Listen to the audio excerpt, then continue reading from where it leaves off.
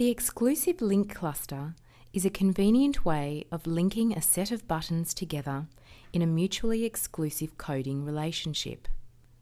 What do we mean by this? What we are saying is that of this group of buttons, only one can be active at any one time.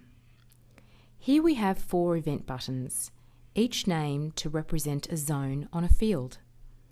I'll select Zone 1 and create a link cluster called Field.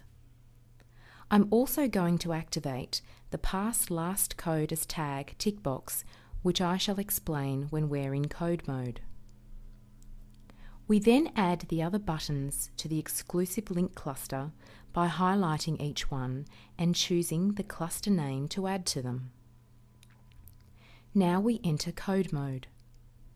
I will start with Zone 1, then click Zone 2. You will notice that Zone 1 ended as soon as I activated Zone 2, and likewise, as soon as I activate Zone 3, Zone 2 will deactivate or end, and so on. I can click any of these buttons, and because only one can be active at any one time, any of them which is active when another button in that cluster is activated will automatically deactivate. The great benefit of this feature is that it saves the coder from having to start Zone 1, then stop Zone 1 before starting Zone 2, then stop Zone 2 before starting Zone 3, etc. It really cuts down on the number of clicks required during coding. The second behaviour you're seeing in the coding history here is the Pass Last Code as Tag.